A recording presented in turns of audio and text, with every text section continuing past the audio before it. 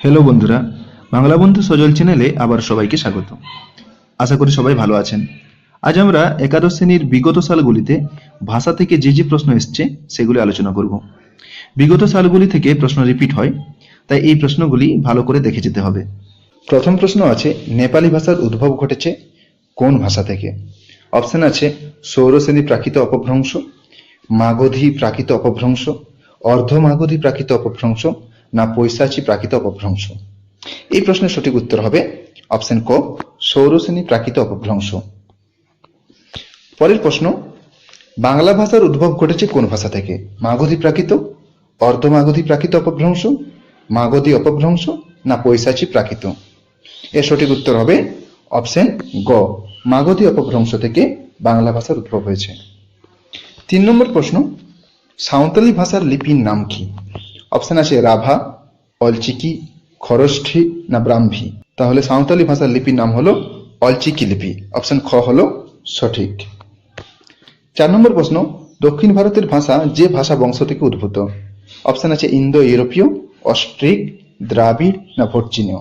তাহলে দক্ষিণ ভারতের ভাষা মানে তেলুগু, তামিল, এই সমস্ত ভাষাগুলি কোন ভাষা বংশ থেকে উদ্ভূত হয়েছে? এর সঠিক উত্তর হবে অপশন গ, দ্রাবিড় ভাষা বংশ। পরের প্রশ্ন, একই ভাষা বংশ থেকে উদ্ভূত ভাষাগুলিকে কি ভাষা বলা হয়? অপশন আছে সমগোত্রজ ভাষা, বি ভাষা, নি ভাষা না সমাজ ভাষা। এই প্রশ্নের সঠিক উত্তর হবে অপশন ক, সমগোত্রজ ভাষা। একই বংশ থেকে যে ভাষাগুলো উদ্ভূত হয় তাদেরকে আমরা বলি সমগোত্রজ ভাষা। 6 নম্বর প্রশ্ন, শব্দের আদিতে অধ্বনি থাকলে তা রধ্বনিতে পরিণত হয় যে উপভাষায়? অপশন আছে রাঢ়ী, বরেন্দ্রী, বঙ্গালী না ঝাড়খণ্ডী। এই প্রশ্নের সঠিক উত্তর হবে অপশন খ, বরেন্দ্রী উপভাষা। পরের প্রশ্ন, ভারতে প্রচলিত দ্রাবিড় ভাষা বংশের প্রধান ভাষা কোনটি? অপশন আছে তামিল, তেলেগু, কন্নড় না সবগুলি ঠিক। তাহলে এই প্রশ্নের উত্তর হবে সবগুলি ঠিক। এই 3টি আর হচ্ছে মালায়ালাম, এই 4টি হলো দ্রাবিড় ভাষা বংশের প্রধান ভাষা। 8 নম্বর প্রশ্ন, অপিনিহিতির প্রয়োগ দেখা যায় যে উপভাষায়? অপশন বরেন্দ্রী, ঝাড়খণ্ডী, বঙ্গালী না কামরূপী। তাহলে অপিনিহিতির প্রয়োগ সব থেকে বেশি দেখা যায় যে উপভাষায়, সেটি হলো বঙ্গালী উপভাষা। অপশন গ হলো সঠিক। 9 নম্বর প্রশ্ন, এক ব্যক্তির ভাষার সঙ্গে অপর ব্যক্তির ভাষার যে পার্থক্য তাকে কি বলা হয়? অপশন আছে বি ভাষা, সমাজ ভাষা, নি ভাষা না সবগুলি ভুল। তাহলে এর সঠিক উত্তর হলো অপশন ক, বি ভাষা। 10 নম্বর প্রশ্ন, অভিশ্রুতি যে উপভাষার বৈশিষ্ট্য? রাঢ়ী, বঙ্গালী, ঝাড়খণ্ডী না কামরূপ। এই প্রশ্নের সঠিক উত্তর হবে অপশন ক, রাঢ়ী উপভাষা। পরের প্রশ্ন, অলচিকি লিপি উদ্ভাবন করেন কে? অপশন আছে বরুণ বাস্কে, রঘুনাথ মুর্মু, মনোহর হাসদা না কুমার মুর্মু। তাহলে অলচিকি লিপির উদ্ভাবন করেন অপশন খ হলো সঠিক, রঘুনাথ মুর্মু। পরের প্রশ্ন, অষ্টাধ্যায়ী গ্রন্থের লেখক কে? সুনীতি কুমার চট্টোপাধ্যায়, সুকুমার সেন, রবীন্দ্রনাথ ঠাকুর না পাণিনি। তাহলে বিখ্যাত গ্রন্থ অষ্টাধ্যায়ী এর লেখক হলেন অপশন ঘ হলো সঠিক, পাণিনি। পাণিনির লেখা বিখ্যাত ব্যাকরণ গ্রন্থ অষ্টাধ্যায়ী। পরের প্রশ্ন, কামরূপী উপভাষা প্রচলিত কোথায়?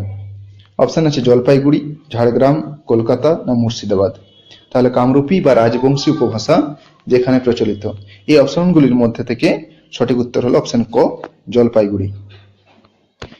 14 নম্বর প্রশ্ন, মধ্য ভারতীয় আর্য ভাষার আনুমানিক সময়কাল কত? এই প্রশ্নের সঠিক উত্তর হবে অপশন গ, খ্রিস্টপূর্ব 600 অব্দ থেকে 900 খ্রিস্টাব্দ পর্যন্ত। এটি হলো মধ্য ভারতীয় আর্য ভাষার আনুমানিক সময়কাল। 15 নম্বর প্রশ্ন, বাংলা সাহিত্যে ব্যবহৃত গদ্য ভাষার দুটি প্রধান রূপ কি কি? অপশন আছে আঞ্চলিক ভাষা ও সমাজ ভাষা, সাধু ভাষা ও চলিত ভাষা, লেখ্য ভাষা ও কথ্য ভাষা না কোনোটিই নয়। তাহলে এর সঠিক উত্তর হলো অপশন খ, সাধু ভাষা ও চলিত ভাষা। 16 নম্বর প্রশ্ন, ইন্দো ইরানীয় শাখাটি কটি শাখায় বিভক্ত? অপশন আছে 2, 3, 4 না 5। সঠিক উত্তর হলো অপশন ক, 2টি। একটি ইরানীয় আর্য আর একটি ভারতীয় আর্য। পরের প্রশ্ন, 17 নম্বর প্রশ্ন, নব্য ভারতীয় আর্য ভাষার বিস্তারকাল? এই প্রশ্নের সঠিক উত্তর হবে অপশন খ, 900 খ্রিস্টাব্দ থেকে বর্তমান কাল পর্যন্ত। পরের প্রশ্ন, 18 নম্বর প্রশ্ন, তৎসম বা সংস্কৃত শব্দের প্রাধান্য রয়েছে কোন ভাষা রীতিতে? চলিত, সাধু, আঞ্চলিক না বিভাষা। তাহলে এর উত্তর হবে অপশন খ, সাধু ভাষা রীতিতে। 19 নম্বর প্রশ্ন, সর্বাধিক জনপ্রিয় সার্থক বিশ্ব ভাষা কোনটি?